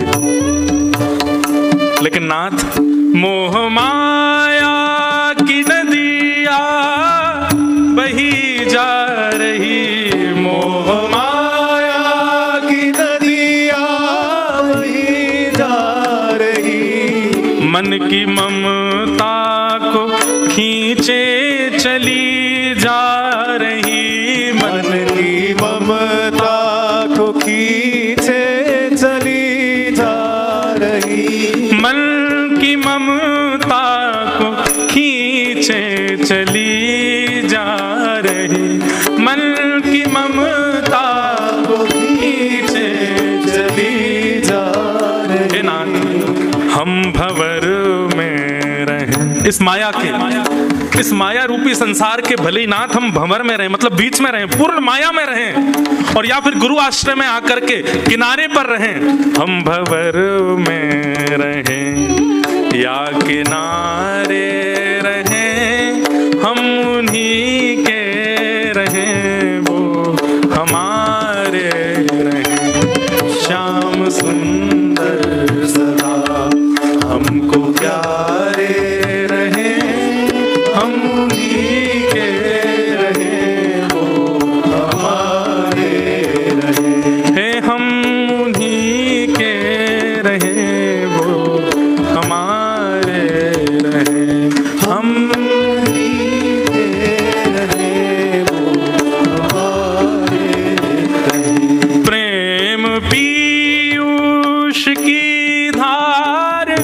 बहती रहे, प्रेम पीयूष की धार बहती रहे, नित्य घन श्याम रसना ये कहती रहे, नित्य घन श्याम रसनार बहती रहे, ओ नित्य राधे श्याम रसना ये कहती रहे, नित्य राधे श्याम रसनार बहती रहे, ओ नित्य घन श्याम रसना ये कहती रहे, नित्य घन श्याम रसना ये कहती रहे।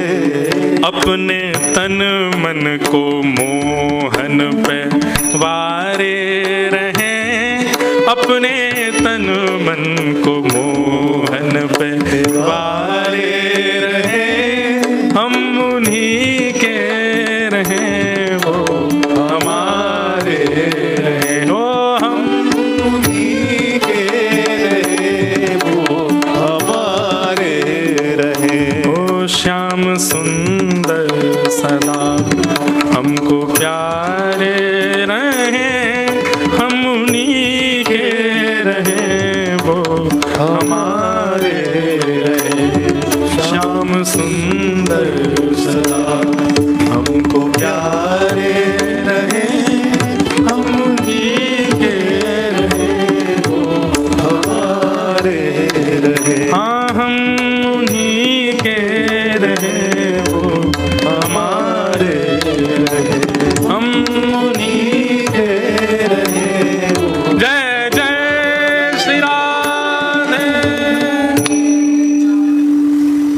तो यहाँ पर राजा निमि पूछ रहे हैं कि महाराज भगवत प्रियों का लक्षण क्या है।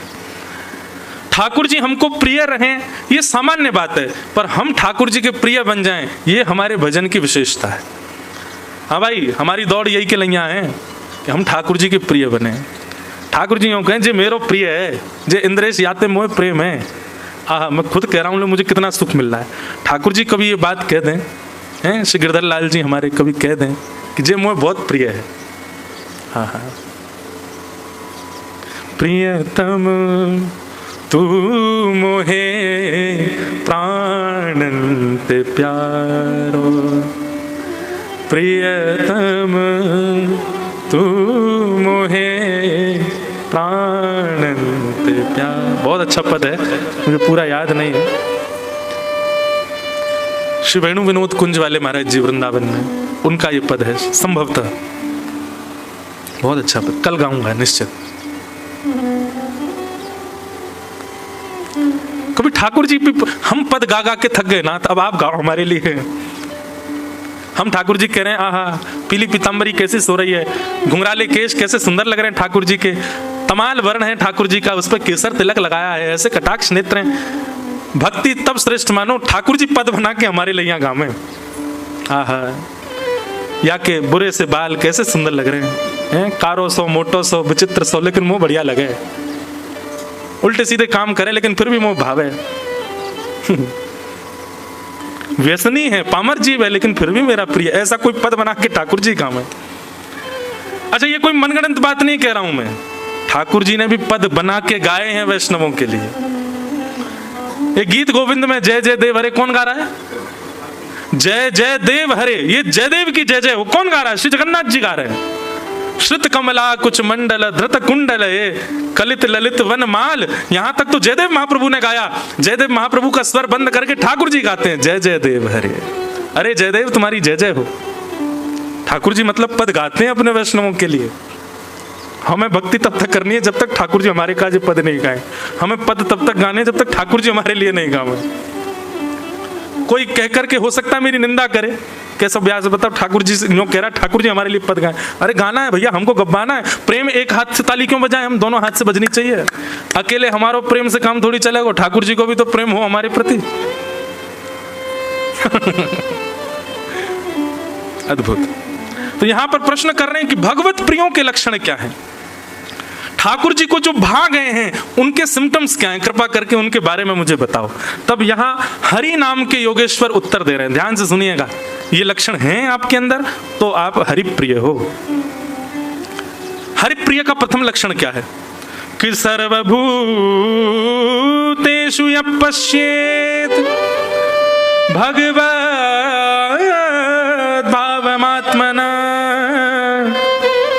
भूतानि भगवत्यात्मन् एष भागवतोत्तम। तीन प्रकार के प्रिय बताए भगवान के। एक बहुत ज्यादा प्रिय, एक थोड़ा प्रिय, और एक हाँ ठीक है प्रिय है। तीन प्रकार के प्रिय होते हैं हमारे भी। ये मुझे बहुत प्रिय है, इसके बिना मैं रह ही नहीं सकता। हाँ ये ठीक है, ये नहीं भी होगा तो भी कभी कभी याद आ जाती है, मध्यम प्रिय। और तीसरा प्रिय कौन होता है? सामने आ जाए तो प्रिय, नहीं मिले तो कोई बात नहीं। ऐसे तीन प्रकार के प्रिय हैं ठाकुर जी के। तो प्रथम प्रिय का लक्षण क्या है? जो बहुत प्रिय है ठाकुर जी को, जिसके बगैर ठाकुर जी रह नहीं पाते। उसका लक्षण क्या है? बोले सर्वभूतेषु यः पश्येत् भगवद् भावमात्मनः। भगवान कह रहे हैं, हरि नाम के प्रजापति कह रहे हैं, जो जिसको देखे उसकी दृष्टि के आगे जो आ जाए वो उसमें मेरा कोई ना कोई भाव देखे। ये मेरे अति प्रिय का लक्षण है। और ये बात मैं दावे से कह सकता हूं, हम में से कोई भी नहीं है ऐसा। हम और किसी को क्या देखें? अगल बगल में एक दूसरे को देखो, तुमको दिख रहे हैं भगवान उसमें? ठाकुर जी का कोई स्वरूप दिख रहा है उसमें? कैसा लग रहा है? धोंधू। हम में दिखेगा ही नहीं, हमको किसी में नहीं दिख सकता। भक्तिमती मीराबाई का स्वरूप ऐसा था।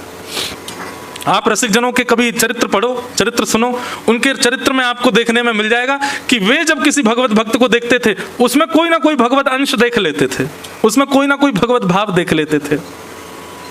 मीराबाई के विषय में मैं बताया करता हूं कि जब मीराबाई किसी को देखती तो कोई काला दिखता उनको तो ना कह रहा हूं मैं, कोई ऐसा दिखता उनको तो सब तो कहते भाई काला काला काला। मीराबाई कहती कितनी कृपा, श्री कृष्ण ने तुमको अपना वर्ण दिया है, अपने वर्ण के रूप में तुमको चुन लिया है।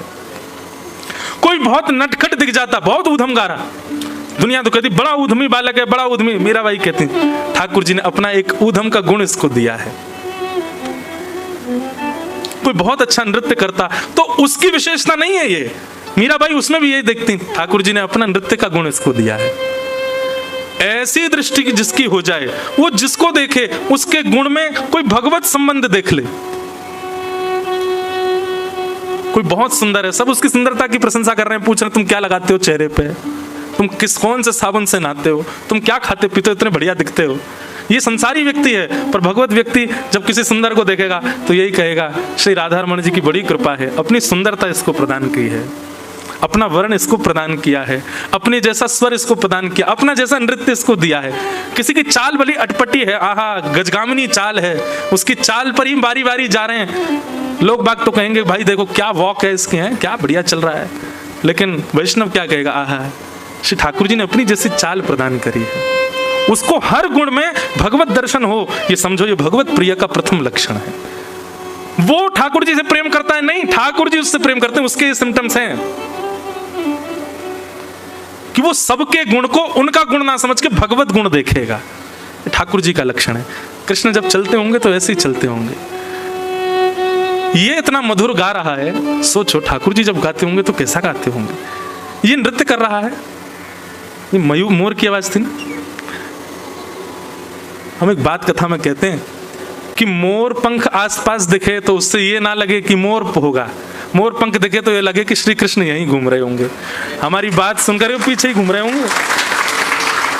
हम दावे से कह रहे हैं यहीं डोल रहे हैं, पीछे बैठे बैठे वहीं से पाम लटकाए नीचे, वो सुन रहे हैं सबरी बात। स्वयं तो चुपचाप बैठे होंगे, सोई मोर ने हमको प्रमाणित कर दिया, यहीं बैठे हैं जिनके बारे में बता रहे हो। इत्र की सुगंधी आने पर यह ना लगे कि कोई इत्र की शॉप होगी, ऐसा लगे कि निश्चित ही श्री कृष्ण भ्रमण कर रहे होंगे, उन्हीं के तन की सुगंधी है। कहीं सुंदर स्वर सुनाई दे तो ये ना लगे कोई संगीतकार रियाज कर रहा है, बल्कि ऐसा लगे कि श्री कृष्ण ही बैठ करके अपने सखाओं के साथ में आनंद कीर्तन कर रहे होंगे। ये भ्रांति नहीं है, ये वास्तविकता है। ऐसे विचार आने लग जाए,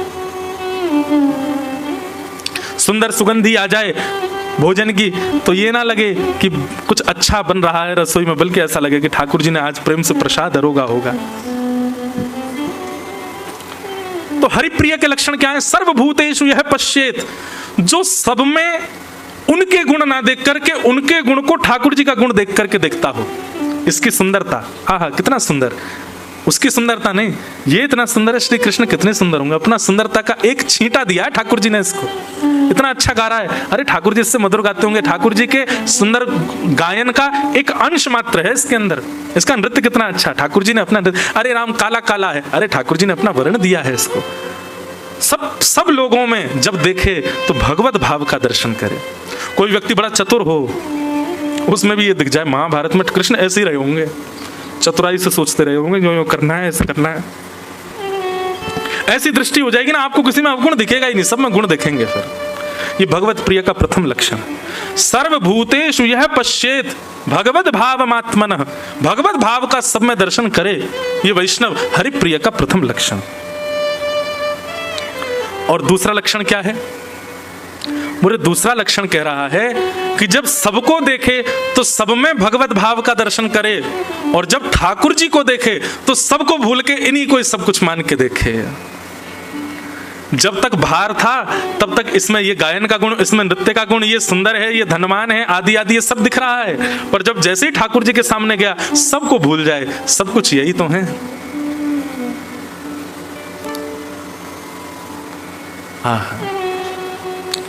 एक प्रकार से दूसरा भाव यहां पर ऐसे है कि बाहर जब रहे, ठाकुर जी से विलग रहे, तो ये माँ हैं, ये पिता हैं, ये भाई हैं, ये बंधु हैं, ये सखा हैं, ये सर्वस्व हैं, ये सब कुछ हैं। पर जब ठाकुर जी के सामने जावे तो यही माँ है, यही पिता हैं, यही भाई हैं, यही बंधु हैं। त्वयैव नाथेन मुहुर विपद गणात्, केवल यही मेरे हैं और कोई मेरा नहीं है।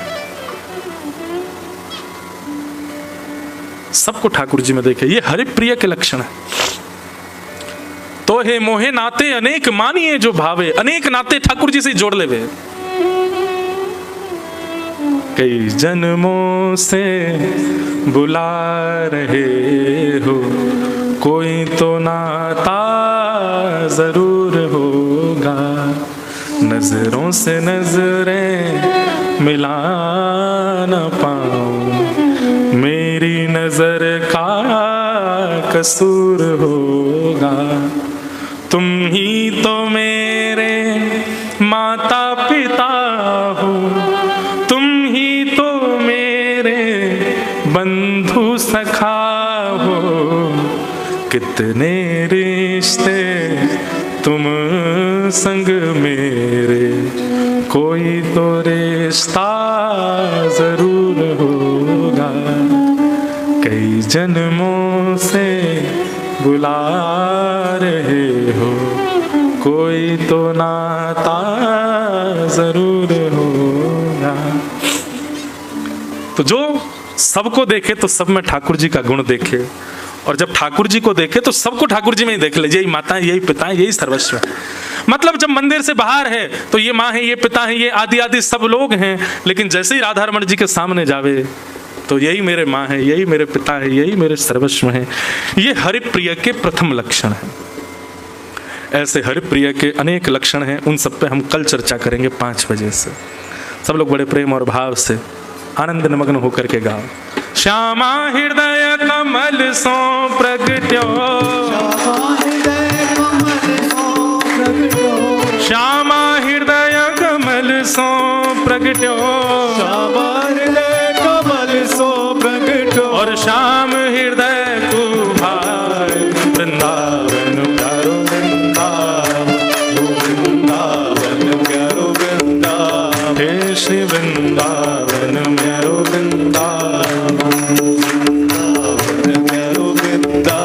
सब सुख सागर रूप उजागर रहे वृंदावन धाम, सब सुख सागर रूप उजागर रहे वृंदावन धाम। हाँ प्यारो रहे वृंदावन धाम, प्यारो रहे वृंदावन धाम। हे रूप गोस्वामी प्रगट कियो जहाँ, रूप गोस्वामी प्रगट कियो जहाँ, रूप गोस्वामी प्रगट कियो जहाँ, रूप गोस्वामी प्रगट कियो, राधा गोविंद रूप निधान, वृंदावन प्यारो वृंदावन,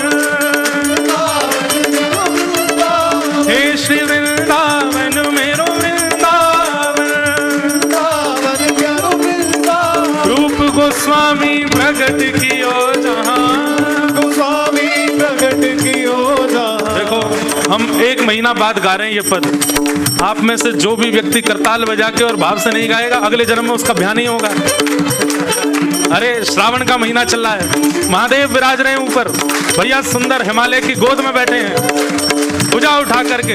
रूप गोस्वामी प्रगट कियो जहाँ, रूप गोस्वामी प्रगट कियो, राधा गोविंद रूप निधान, वृंदावन मेरो वृंदावन, वृंदावन प्यारो वृंदावन, हे श्री वृंदावन प्यारो वृंदावन, वृंदावन प्यारो वृंदावन।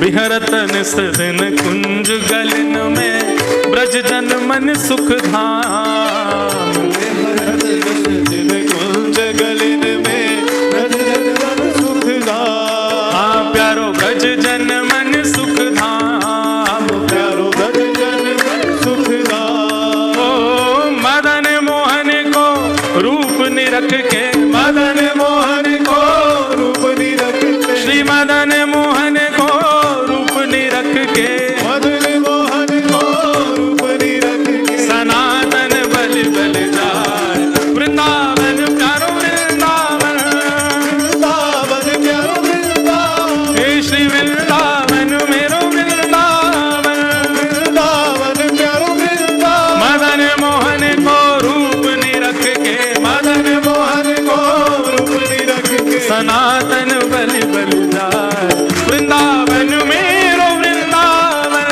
वृंदावन प्यारो वृंदावन, हे श्री वृंदावन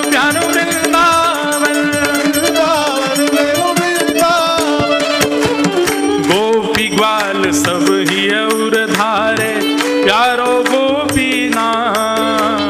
जाति बाल सब ही और धारे प्यारो गोपीनाथ। हाँ प्यारो प्यारो गोपीनाथ, प्यारो गोपीनाथ। बड़ो प्यारो गोपीनाथ, बड़ो प्यारो गोपीनाथ। मधु पंडित जिन कंठ लगायो, मधु पंडित कंठ लगायो, श्री मधुसूदन जिन कंठ लगायो, मधुसूदन जिन कंठ लगायो। और है रही जय जयकार वृंदावन प्यारो वृंदावन। वृंदावन मेरो वृंदावन, हे श्री वृंदावन मेरो वृंदावन। वृंदावन मेरो वृंदावन। मधु पंडित जिन कंठ लगायो, मधु पंडित जिन कंठ और लगायो, है रही जय जयकार वृंदावन मेरो वृंदावन। हे श्री वृंदावन प्यारो वृंदावन। वृंदावन प्यारो वृंदावन। श्री गोपाल भट्ट झुकी हृदय वेदना प्रगट्यो शालिग्राम। गोपाल भट्ट जी की हृदय वेदना प्रगट्यो शालिग्राम। हाँ प्यारो प्रगट्यो शालिग्राम। प्यारो प्रगट्यो शालिग्राम। हे रूप सुधा को खान हमारो, रूप सुधा को खान हमारो, रूप सुधा को खान हमारो। रूप सुधा को जय हो खान हमारो। प्यारो राधा रमण दुलार वृंदावन मेरो वृंदावन। वृंदावन प्यारो वृंदावन। हे श्री वृंदावन मेरो वृंदावन। वृंदावन मेरो वृंदावन। रूप सुधा को खान हमारो, रूप सुधा को खान हमारो। हे वृंदावन में सबसे न्यारो। वृंदावन में सबसे प्यारो प्यारो राधा रमण दुलार वृंदावन मेरो वृंदावन।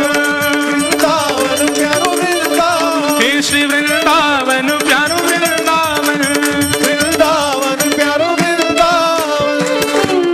आतुर हित हरिवंश पुकारो श्री राधा राधा नाम। आतुर है हरिवंश पुकारो राधा राधा नाम। हे बड़ो प्यारो राधा नाम, बड़ो प्यारो राधा नाम। हे बड़ो मीठो राधा नाम। बड़ो मीठो राधा नाम। हे सघन कुंज यमुना तट आयो, सघन कुंज यमुना तट आयो। सघन कुंज वृंदावन आयो। सघन कुंज बुझाओ ठाके वृंदावन आयो। प्यारो राधा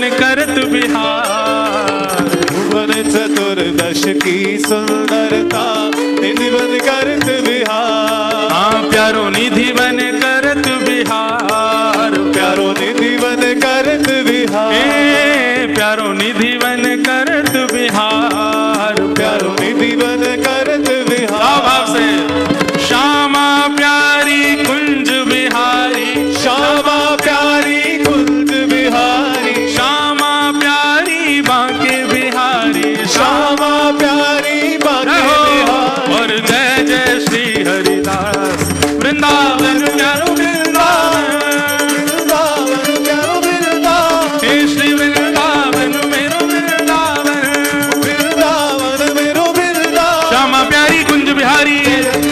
दुलारी। श्यामा प्यारी कुंज बिहारी। जय जय श्री हरिदास दुलारी। श्यामा प्यारी बांके बिहारी। जय जय श्री हरिदास दुलारी। श्यामा प्यारी कुंज बिहारी। जय जय श्री हरिदास दुलारी। श्यामा प्यारी कुंज बिहारी। जय श्री हरिदास दुलारी। हे श्यामा प्यारी कुंज बिहारी। जय जय श्री हरिदास दुलारी।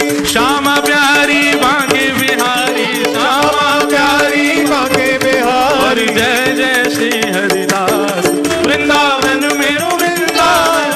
वृंदावन प्यारो वृंदावन। हे श्री वृंदावन मेरो वृंदावन। वृंदावन मेरो वृंदावन। और हम तो मानते हैं हम जो भी कुछ कर रहे हैं जिनकी कृपा से कर रहे हैं वो हमारे प्यारे गिरधर लाल है। उन्हीं की ही इच्छा थी शायद यहाँ आकर के ये क्रम हो, कथा का हो।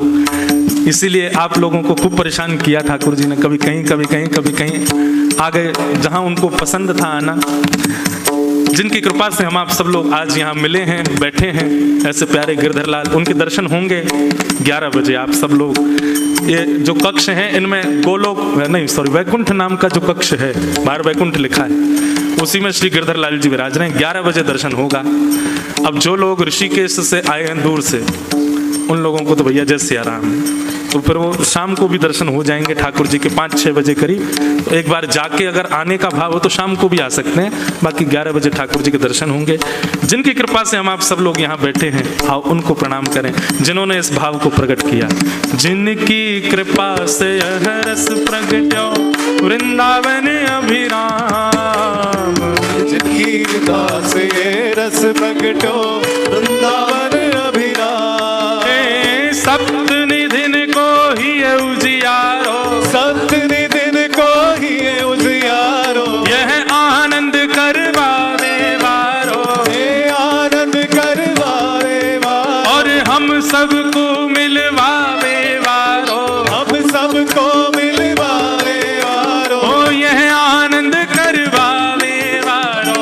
ये आनंद करवावे पूजा उठा के वारो। हमारो गिरधर लाल वृंदावन प्यारो वृंदावन। वृंदावन प्यारो वृंदावन। हे श्री वृंदावन मेरो वृंदावन। वृंदावन प्यारो वृंदावन। यह आनंद करवावे वारो। आनंद करवावे वारो। हे ऋषिकेश बुलवावे वारो। ऋषिकेश बुलवावे वारो। हमारो गिरधर लाल वृंदावन प्यारो वृंदावन। वृंदावन प्यारो वृंदावन। हे श्री वृंदावन मेरो वृंदावन। वृंदावन प्यारो वृंदावन। जय राधे राधे राधे राधे राधे राधे राधे राधे विश्वभानु दुलारी। राधे राधे विश्वभानु दुलारी। राधे राधे। अरे स्वर ऐसा निकलना चाहिए कि नीलकंठ महादेव भी सुने। हाँ भैया सब ब्रजवासी गा रहे हैं। वृषभान दुलारी। राधे राधे हरिदास दुलारी। हरिवंश प्यारी। बरसाने वारी। राधे जय राधे राधे राधे राधे कीरत सुत प्यारी। हरिवंश दुलारी। राधे राधे वृंदावन वारी। राधे राधे राधे राधे राधे राधे राधे राधे राधे राधे राधे राधे राधे राधे जय जय श्री राम। जय जय श्री राम। जय जय श्री राम। बोल वृंदावन बिहारी लाल की। श्री राधा रमण लाल की। श्री राधा वल्लभ लाल की। प्यारे गिरधर लाल की। देवादिदेव महादेव नीलकंठ भगवान की।